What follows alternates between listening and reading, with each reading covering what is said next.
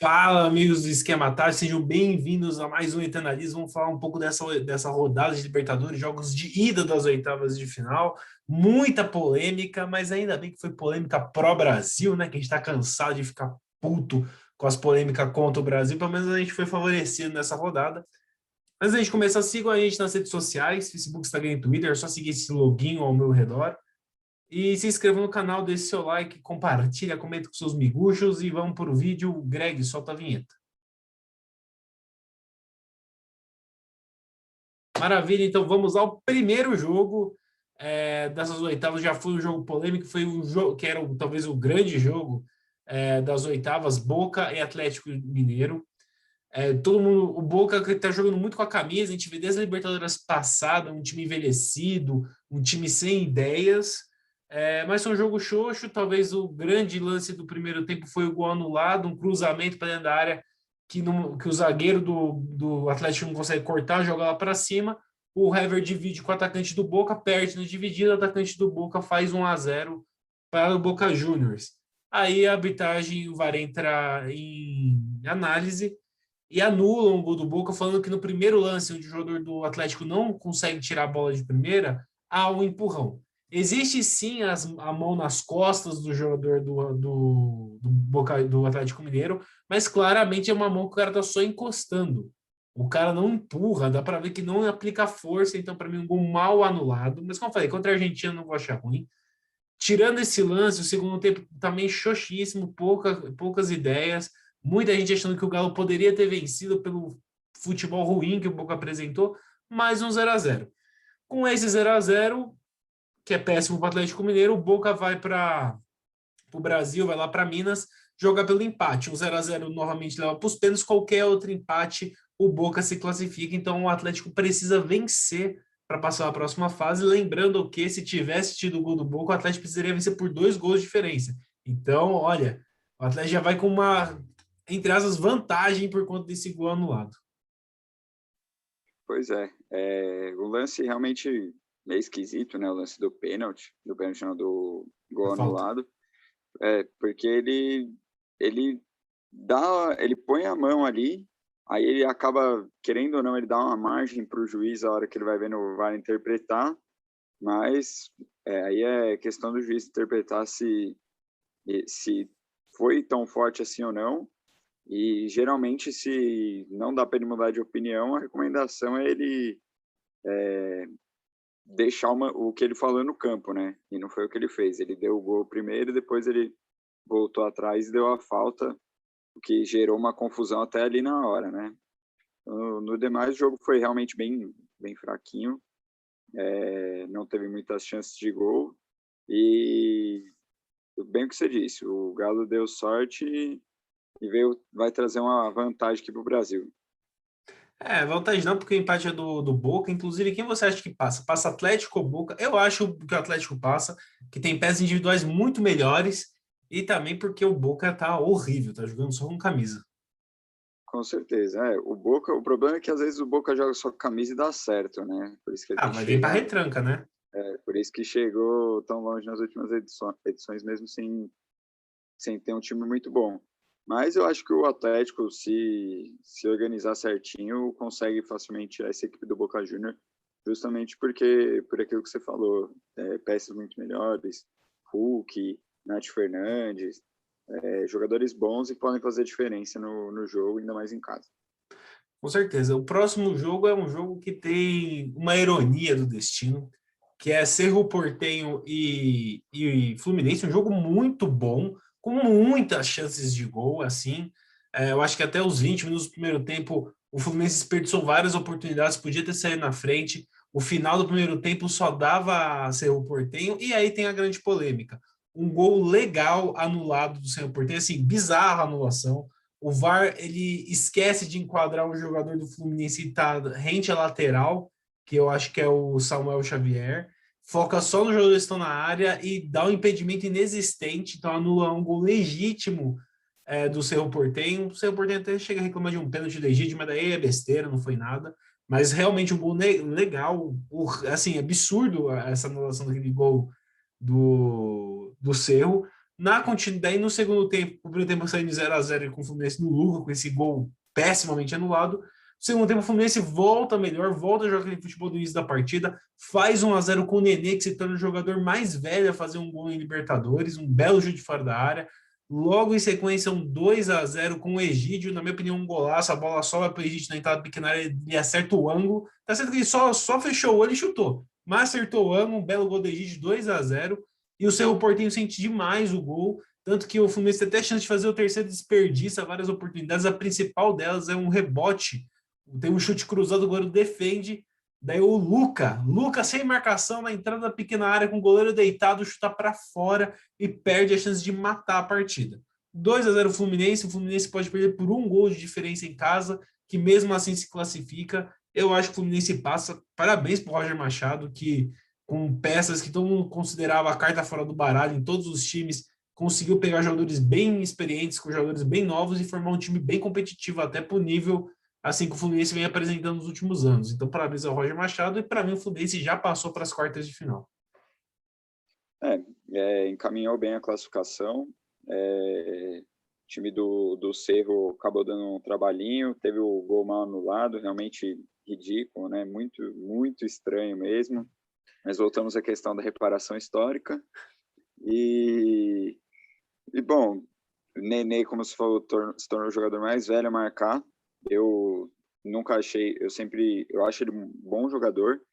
Eu até gostaria que ele pudesse ter ficado um pouco mais em São Paulo, mas, sim, jogou, depois caiu de rendimento, mas no Fluminense está indo bem, está sendo bem regular. E realmente, o que você falou, o Roger Machado deu uma cara para esse time do Fluminense, conseguiu misturar alguns jogadores mais novos com jogadores experientes, como o Nenê, de 39 anos, Egídio, que também bastante rodado, e conseguiu dar um padrão e fazer a equipe render mais do que rendeu nos últimos anos ainda. Sim, você pergunta, primeiro que o seu irmão não ouça essa sua fala falando reparação histórica para o Fluminense. Espero que seu irmão não ouça o senhor. Mas por que eu falei no começo, antes de falar um pouco do jogo, de ironia do destino? Sabe por quê? Porque o Cerro Porteño entrou na justiça pedindo a anulação do jogo, que ele fosse refeito, ou seja, anulasse o jogo e ele fosse disputado novamente. E logo contra o Fluminense, que é o rei do tribunal. Então, assim, se o Cerro conseguir a anulação da partida, o Fluminense não pode falar um A sobre isso, porque é um time que conhece muito bem como é ganhar jogo no tribunal. Mas contra o Fluminense, você acha, no tribunal? Boto muita fé, não. Os caras é bom. Os advogados bom. Verdade, né? Uma coisa que o Fluminense investe é em faculdade de Direito, né? Bom, mas continuando, aí vamos ter o jogo do seu São Paulo. Aí eu vou trazer a minha visão, e aí você dá a sua como torcedor. Um jogo assim, o São Paulo foi ali, como posso falar, desmontado, né? Diversos desfalques, e mesmo assim teve mais volume de jogo. No primeiro tempo, o Racing dá um chute dentro da área no São Paulo, e o São Paulo abre 1-0, uma falha bizarra do goleiro argentino. O Vitor Bueno estava lá para conferir 1-0. Tem a chance do segundo gol, que para mim o mais bizarro é o Wellington, que ele recupera a bola, dribla o zagueiro, ele tem o campo todo para correr sozinho, o cara cai com o goleiro. E, na minha opinião, ele corre todo torto, todo errado. Não entendi como ele correu. Ele corre tão estranho que o zagueiro consegue se recuperar, ele toca para o Vitor Bueno, que chuta com pé de pano, e o goleiro faz uma boa defesa e evita o segundo gol do São Paulo, e, de novo, a bola pune, né? Pouco tempo depois, o jogador do Racing consegue se valer a marcação, dá um belo chute fora da área, acerta o cantinho do Volpi, 1-1. Segundo tempo, eu esperava mais do São Paulo, ainda achei bem xoxo o segundo tempo São Paulino, e eu ainda acho que deu sorte, que no final do jogo tem uma bola cruzada na pequena área, onde o atacante do Racing sozinho cabeceia para fora. Ele não cabeceou, na verdade deu uma chifrada, porque, olha, a bola veio na altura da testa dele e conseguiu cabecear por cima do gol, então parabéns pela sua incompetência. 1-1. Parece um resultado ruim, porque poderia ter vencido, mas o São Paulo chega... tem a vantagem do empate a partir do 1-1. Então, 0-0 o Racing se classifica, 1-1 é apenas, qualquer outro empate é do São Paulo. Então, o São Paulo tem que fazer pelo menos um gol na Argentina. Eu acho que o São Paulo passa, por quê? Porque os 3 jogos que fez com o Racing nessa Libertadores não venceu. mas os 3 jogou melhor e teve chance sim de ganhar, que desperdiçou muita chance de gol. E 2 desses 3 jogos jogou com o time reserva. Então, acho o São Paulo mais time que o Racing. Acho que se não perder os gols que nem perdeu o Vitor Bueno, passa assim pelo Racing na Argentina. Então, ainda coloco meu voto no São Paulo para passar a próxima fase. Fred, realmente um jogo que parecia de início bem mais para o São Paulo.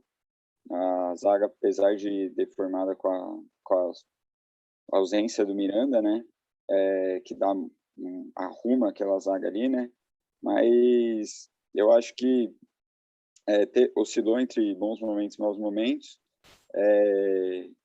Parece que o Daniel Alves também não está fazendo uma falta tão grande no time, apesar do Igor Vinícius errar bastante os cruzamentos ontem, ele até que foi bem.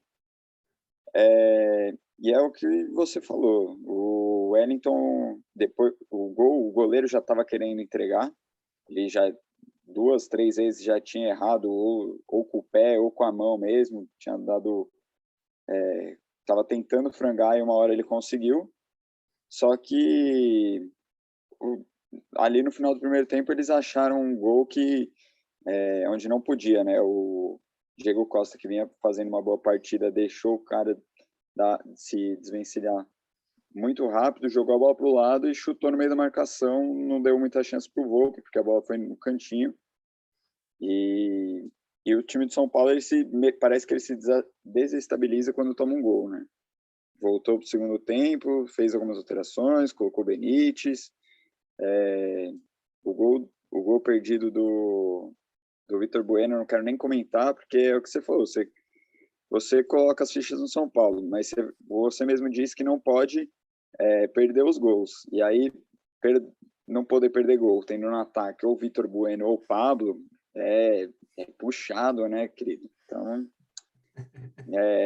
não é de se dar tanta esperança. A gente espera contar com a volta do Luciano, também espera a volta do Rigoni, que também vem sendo o destaque do time, e do Miranda. Eu acho que dos 3, o menos provável seria o Luciano, porque eu preferiria não colocar ele de novo nessa fogueira de voltar de lesão e já entrar em campo num jogo desse. Então, eu acho que ele pode machucar de novo, sentir de novo, mas eu também tenho 1% de fé ali que a gente consegue sair com o resultado da Argentina. Bom, o outro jogo foi Vélez Sarsfield e Barcelona de Guayaquil. O Barcelona de Guayaquil, que pela minha opinião, era um dos grandes destaques da competição, porque foi muito bem no grupo da morte, onde tinha The Strongers, tinha Santos e Boca Juniors, e mesmo assim se classificou, deixando, por exemplo, o Santos de fora. Venceu na Bombonera, na verdade, acho que empatou na Bombonera, venceu na Vila Belmiro. Então, assim, era um time bem interessante esse time do Barcelona, que tem um histórico aí de dificultar a vida de alguns times grandes. Foi visitar o Vélez, que a gente viu que na primeira fase no grupo lá do Flamengo é um time meio xoxo, bem frágil, com pouca alternativa, mas, para minha surpresa, o Vélez venceu por 1-0, um jogo com muito volume do Barcelona, só que o Vélez foi mais cirúrgico, vence por 1-0 o time argentino, que pode perder por 1 gol de diferença fora de casa que se classifica. Então o Barcelona precisa vencer por 2 gols, só que o Barcelona, na minha opinião, é mais time que o Vélez, e tem a questão da altitude, que é uma vantagem para o Barcelona. Então, mesmo perdendo o primeiro jogo e precisando vencer por 2 gols de diferença, eu acho que o Barcelona elimina o Vélez da próxima fase. Realmente. Quem, apesar de ter maior volume de jogo, não conseguiu buscar a vitória, mas tem o fator da altitude como um ajudante na próxima partida e realmente nas últimas Libertadores também o time do Barcelona tem aparecido, chegou a eliminar o Grêmio, se eu não me engano. Palmeiras também, o Santos. O Palmeiras, perdeu alguns jogadores desses últimos times, mas no geral parece que se manteve bem, manteve uma base e um estilo de jogo, né? Bom, o próximo jogo é do meu Verdão. O Palmeiras foi visitar a Universidade Católica, um time relativamente fraco, se você for ver aí o nível pelos jogos na fase de grupos. Eu até botei dinheiro no Palmeiras, aí o Palmeiras ganhava o jogo, ainda bem que ele ganhou, porque ia ficar mais bravo nisso no ganhasse. Mas um jogo que era pro Universidade Católica vencer. Eu assisti o jogo, a Universidade Católica criou muito mais chances no primeiro tempo. O Everton fez 3 defesas assim muito boas que salvou o Palmeiras. Teve bola no travessão, teve bola que o Zé Rafael salvou em cima da linha, mas quem saiu ganhando no primeiro tempo foi o Palmeiras num pênalti questionável. Uma bola cruzada para dentro da área, o Daverson evita a saída, tenta cruzar, a bola pega na coxa, pega na mão do jogador, bate na coxa, depois bate na mão do jogador da Universidade Católica e sai para escanteio, e o juiz marcou o pênalti. Foi até o VAR, reviu o lance e marcou o pênalti. Vamos falar um pouco desse pênalti aí.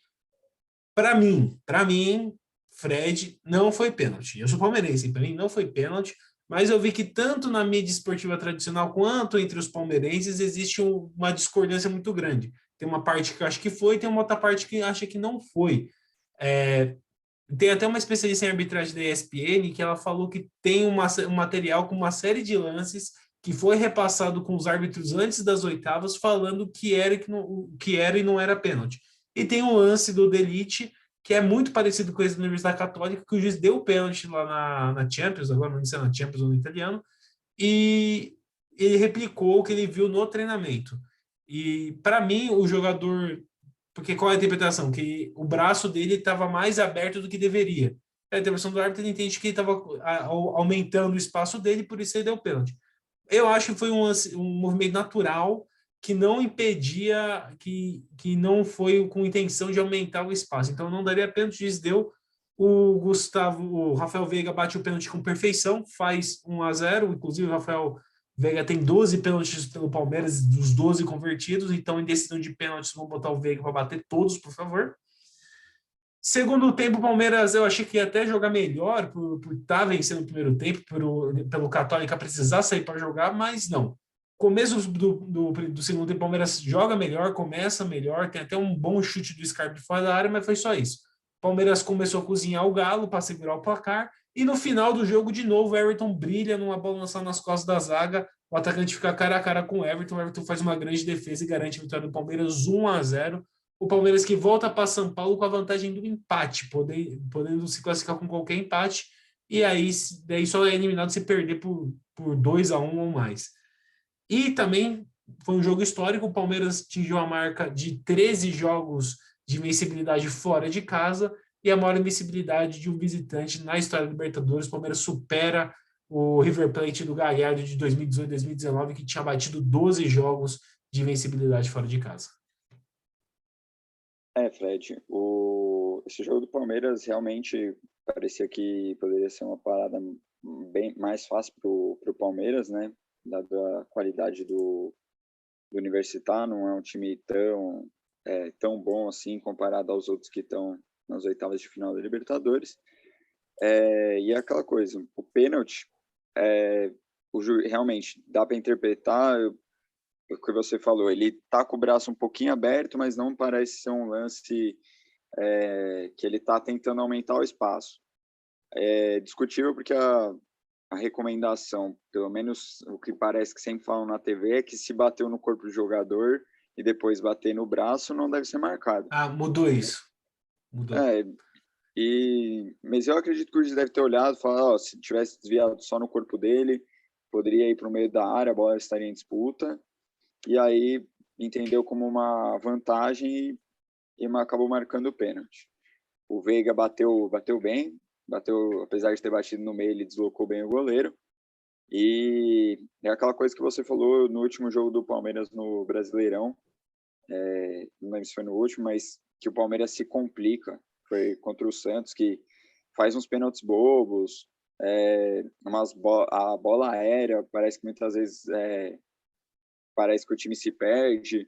O Kusevich e o Gustavo Gomes, no comecinho do jogo, parecia para mim que eles não estavam se entendendo muito bem, mas depois eles se recuperaram.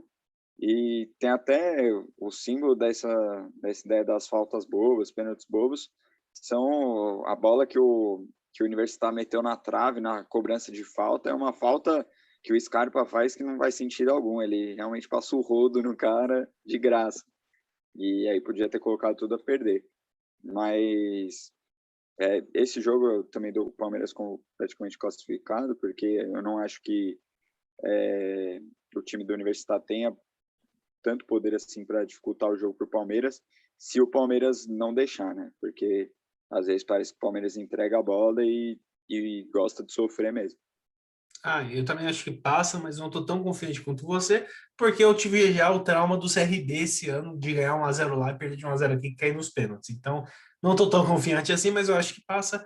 E também queria ressaltar um lance que poucos programas esportivos destacaram, que era para o jogador do Universidade da Católica ter sido expulso lá pelos 10, 15 minutos do primeiro tempo, que é uma dividida na frente da área do Palmeiras, o cara deixa a mão na cara do Zé Rafael, tanto que o Zé Rafael sai com o rosto sangrando, que o nariz sangrando, e o juiz nem falta deu. E dá para ver no replay que ele deixa o braço mesmo na maldade e nem falta deu. Assim, o VAR nem chamou para mim aquilo de expulsão, porque claramente ele deixa a mão ali para machucar. Então talvez também fosse outro jogo se a Universidade Católica lá no começo do jogo saísse com um a menos.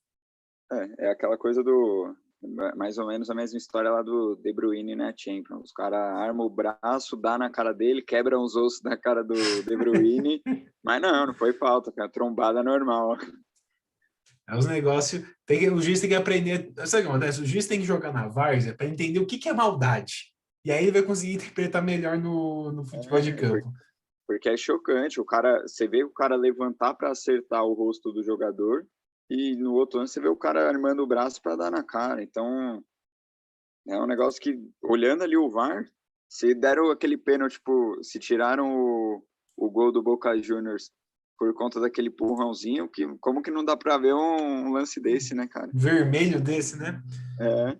Bom, agora vamos falar de um confronto argentino, River Plate Argentino Júnior. E, cara, o River Plate não é favorito para essa temporada, porque, assim, você pega o grande time do Galhardo, de 2015 para cá, que ganhou, acho que 2 Libertadores, um vice, chegou em 3 semifinais, assim, o bicho papão da Libertadores, mas não é o mesmo time. Apesar de ser o mesmo técnico genial que é o Galhardo, é um time envelhecido, perdeu peças importantes, que nem Borré e Nacho era parte da espinha dorsal do time que foi para o Atlético Mineiro e ir lá para a Europa, eu não lembro agora qual time fechou com o Borré, mas enfim. Então, aquele Super River Plate perde algumas peças, outras que ficam só estão envelhecidas, então não me surpreendeu o empate. E o River Plate empatou, apesar do River Plate ter muito mais volume de jogo, logo no começo do primeiro tempo faz 1-0, no final do primeiro tempo toma um empate, e no segundo tempo o Argentino Júnior segura empate fora de casa.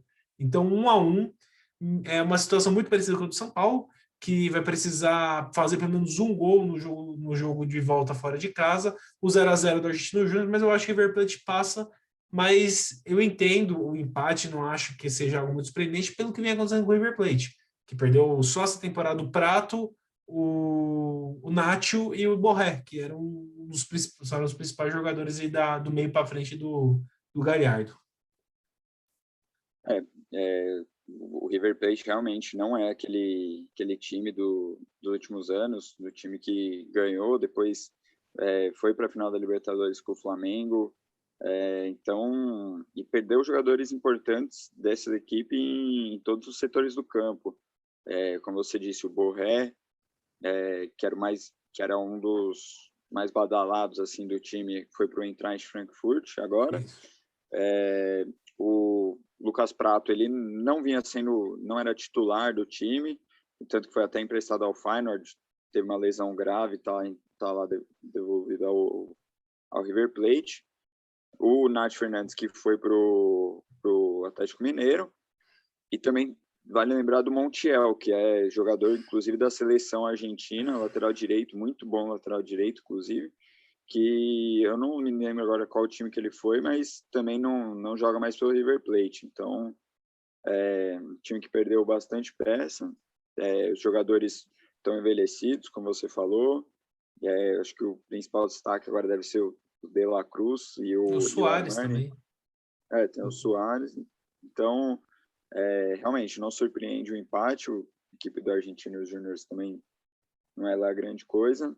Então, é por isso que dá para acreditar ainda, apesar de todos esses problemas que o River Plate enfrenta, dá para acreditar na classificação.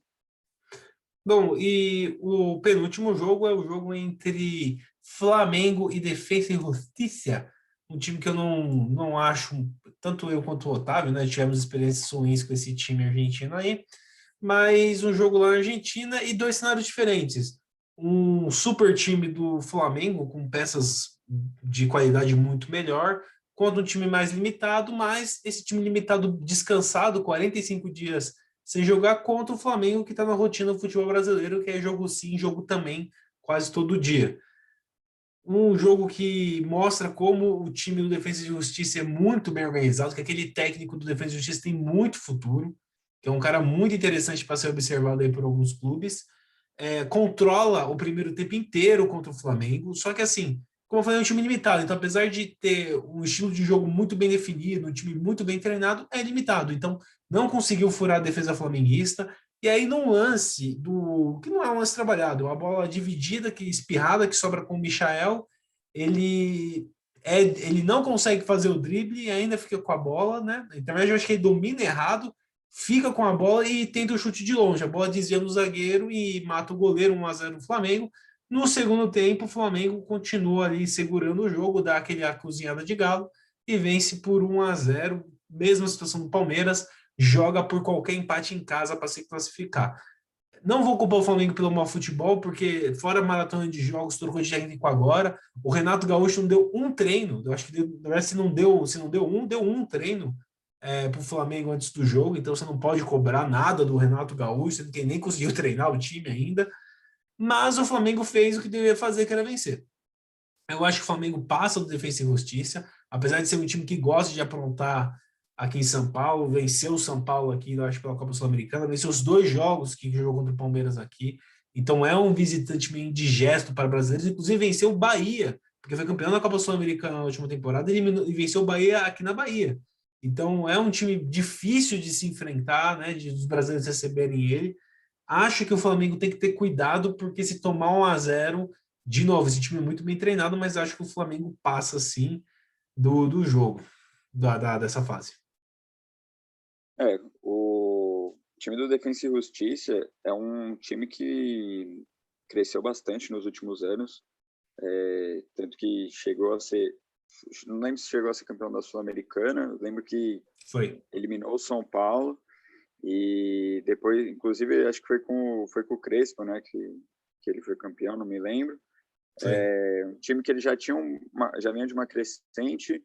Com o Crespo, ele colocou um padrão de jogo na equipe, organizou a equipe, e com a perda do Crespo, que estava indo bem na equipe, eles contrataram um técnico que também, como você disse, muito bom, e que já tem outros trabalhos, como o BKSS, ele treinou a equipe do Racing também, ele que deu um padrão, assim, o Racing jogou, acho que desde 2015 joga todas as Libertadores, muito por conta do BKSS, do estilo de jogo que ele implantou lá. E o que você disse, ele pode complicar muito, assim como complicou contra o Palmeiras e contra o Bahia. Então, o Flamengo tem que aproveitar que veio com essa vantagem, meio que na sorte, né? Porque o Diego Alves com o pé também estava tentando dar umas entregadas, só que com as mãos ele salvou muito o Flamengo, porque viu os lances de ataque do Defensa e Justiça foram bem perigosos, ele conseguiu fazer boas defesas, e é isso, aproveitar essa sorte, se manter em cima,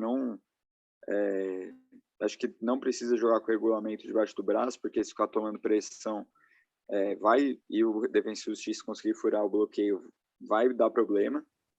E é isso, tentar ir com calma, tentar fazer um gol e segurar. Com certeza. Bom, e o último jogo é o jogo que teve, né, na quinta-feira, né, teve ontem, Internacional e Olímpia, um jogo bem modorrento.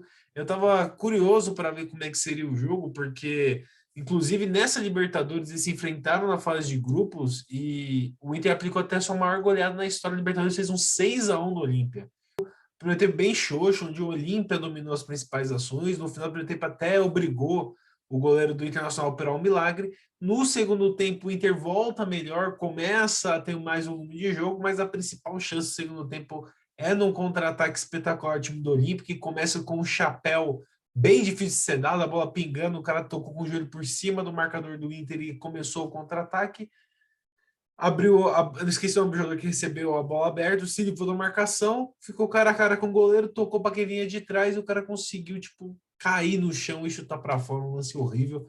0-0, um 0-0 que é muito a situação do Atlético Mineiro, que também empatou 0-0 fora de casa. Então, no jogo de volta no Beira-Rio, o 0-0 vai para os pênaltis, qualquer outro empate é do Olímpia. Então, o Internacional, assim como o Atlético, vai precisar vencer em casa para se classificar. E se jogar desse jeito aí, eu acho que é o primeiro. Olha, eu acho que o Inter passa, tá? Só que se jogar desse jeito, eu acho que vai ficar pelo caminho, porque futebol horroroso do Inter, horroroso. Ainda mais se vender o Edmilson, né? Porque eu não sei se vai vender ele ou não nesse meio tempo. Realmente, Fred. Foi um jogo bem fraco, assim, taticamente. Muitos erros de passe. O Inter teve poucos momentos bons no jogo. No primeiro tempo ele ameaçou ter um domínio ali, uns 5, 10 minutos de jogo, mas depois só deu Olímpia. Os dois equipes perderam gols. Muito fraca essa partida, não tenho o que falar. E assim, o Inter realmente já goleou o Olímpia nessa Libertadores, mas tem que se tocar que é outro jogo, que são outros momentos das equipes e, e que tem que voltar a jogar aquele futebol que ajudou a golear, né? Não, com certeza. Como eu falei, era outro técnico, outro rendimento. O Aguirre, sinceramente, ainda não encaixou o time. Eu não sei qual é o problema do Inter. Eu acho que um dos problemas do Inter é botar o Yuri Alberto, que é um centroavante com pouca qualidade, de ponta ainda, e cair jogando pelos lados. Aí eu já acho que é o primeiro erro dele. Mas, enfim, entre todos os outros erros, o Inter desperdiçou algumas oportunidades e vai agora buscar o jogo de volta, né? Então, oitavas de final. Tem algum brasileiro que você acha que não passe das oitavas de final? Eu acho que todos passam. Eu acho que dá para todos passarem. Tenho medo do São Paulo, mas eu acho que dá para passar. Maravilha. Então, é isso, gente. Espero que vocês tenham gostado do vídeo. Se gostou, deixa o like, deixa seu comentário. Fala aí quem vai passar para as oitavas de final. Semana que vem estamos de volta para ver com quem foi para as quartas de final, se alguém passou vexame ou não. E até a próxima. Falou!